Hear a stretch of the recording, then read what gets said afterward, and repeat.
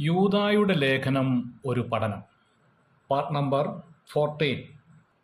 യൂദായുടെ ലേഖനം 7-ാം വാക്യത്തിൽ നിന്നുള്ള ചില പ്രധാനപ്പെട്ട കാര്യങ്ങളായിരുന്നു നാം പഠിച്ചുകൊണ്ടിരുന്നത്. ഇന്ന് 8-ാം വാക്യത്തിലേക്ക് നമ്മുടെ ശ്രദ്ധയെ തിരിക്കാം.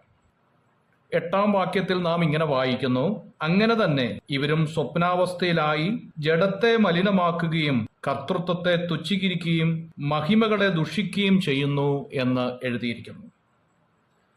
അന്ത്യകാലത്ത് ആത്മീക മുഖം മൂടി ധരിച്ചുകൊണ്ട് ക്രൈസ്തവ മണ്ഡലത്തിൽ യഥേഷ്ടം വിഹരിക്കുന്ന വിശ്വാസത്യാഗികളെ തിരിച്ചറിയേണ്ടത് 4 പ്രധാനപ്പെട്ട ലക്ഷണങ്ങളാണ് യൂദാ വെളിപ്പെടുത്തുന്നത്. 1, ഇവർ സ്വപ്നാവസ്ഥയിലാകുക എന്നാണ്. 2, സ്വന്തം ശരീരത്തെ മലിനമാക്കുന്നവരായിരിക്കും ഇവർ എന്നുള്ളതാണ്. 3, കർത്തൃത്വത്തെ തുച്ഛീകരിക്കുക എന്നുള്ളതാണ്. 4, മഹിമകളെ ദുഷിക്കുന്നവരായിരിക്കുമെന്ന് യൂദാ രേഖപ്പെടുത്തിയിരിക്കുകയാണ്. സ്വപ്നാവസ്ഥയിലാകുക എന്ന് പറഞ്ഞാൽ ദൈവശബ്ദം ജനത്തിനു കൊടുക്കേണ്ടതായ പ്രിയപ്പെട്ടവർ ദർശനമില്ലാതെ വന്നപ്പോൾ ഉണ്ടായ ദുരന്തത്തെക്കുറിച്ച് പ്രവാചകനായ യെശയ്യാവ് പറയുമ്പോൾ, അവന്റെ കാവൽക്കാർ കുരുടന്മാർ, അവരെല്ലാവരും പരിജ്ഞാനമില്ലാത്തവർ, അവരെല്ലാവരും കുരപ്പാൻ വഹിയാത്ത ഊമ നായ്ക്കൾ തന്നെ, അവർ നിദ്രപ്രിയന്മാരായി സ്വപ്നം കണ്ടുറങ്ങുന്നു എന്ന് യെശയ്യാപ്രവചനം 56-ാം അധ്യായത്തിന്റെ 10-ാം വാക്യത്തിൽ രേഖപ്പെടുത്തിയിരിക്കുന്നു. സ്വപ്നലോകവാസികൾക്ക് കൂടുതൽ അംഗീകാരം സിദ്ധിക്കുന്ന ഒരു കാലമാണ് ഇത്. തങ്ങൾ തന്നെ പാപത്തിന്റെ നീർച്ചുഴിയിൽ ആണ്ടുപോയിരിക്കിയാൽ ജനത്തിനു കൊടുക്കുവാൻ അവരുടെ പക്കൽ ഒന്നുമില്ല എന്ന ആശയമാണ് ഇവിടെ നൽകുന്നത്.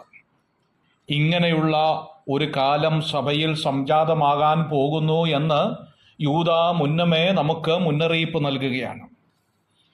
2, സ്വന്തം ശരീരത്തെ മലിനമാക്കുന്നവരാണ് ഇവർ എന്നുള്ളതാണ്. സോദോമ്യരുടെ ഒരു സ്വഭാവം ജഡമോഹം പ്രാവർത്തികമാക്കുന്നവരായിരുന്നു എന്നുള്ളതാണ്.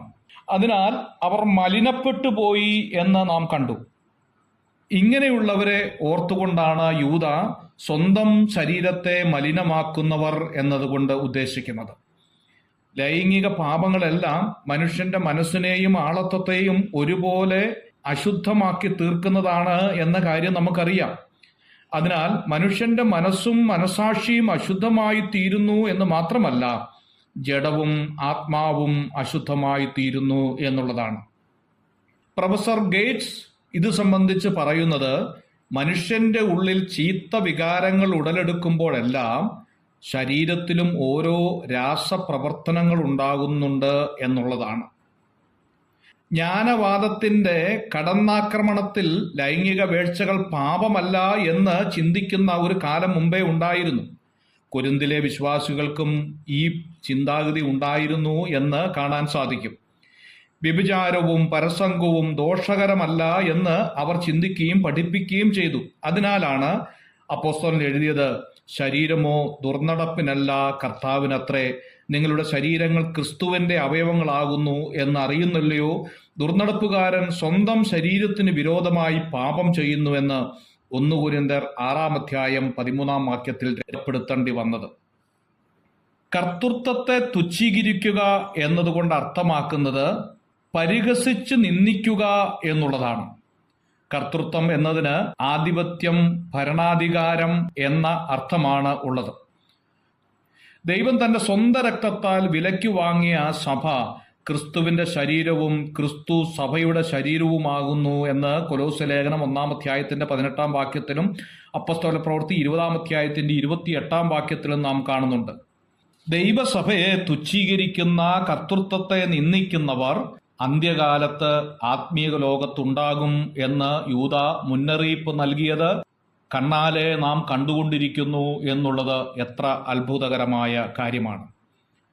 4, യൂദാ ഓർപ്പിക്കുന്നത് മഹിമകളെ ദുഷിക്കുന്നവർ അഥവാ ദൂഷണ നാവുള്ളവർ എന്നുള്ളതാണ്. ദുഷിക്കുക എന്നതിന് ദൈവദൂഷണം, അപവാദിക്കുക, ശപിക്കുക, കലുഷ്യത്തോടുകൂടി പരാതിപ്പെടുക, ദുഷ്കീർത്തി ഉണ്ടാക്കുക എന്നീ വിധ അർത്ഥങ്ങളിലാണ് ഉള്ളത്. മഹിമകളെ ദുഷിക്കുന്നു എന്നത് സ്വർഗീയ മഹിമയുള്ള വ്യക്തികളെ പോലും പുച്ഛിക്കുന്നു എന്ന അർത്ഥവുമുണ്ട്. ദൈവത്തോടും ദൈവദാസന്മാരോടും ദൈവവചനത്തോടും ഇഷ്ടം പോലെ വിളയാടാം എന്നുള്ളത് ഇവരുടെ ഒരു തോന്നലായി മാറിയിരിക്കുകയാണ്. ഇങ്ങനെയുള്ളവർ ദൈവത്തിന്റെ ന്യായവിധി കാത്തിരിക്കുന്നു എന്ന് യൂദാ ഓർമ്മപ്പെടുത്തുകയാണ്. God bless you.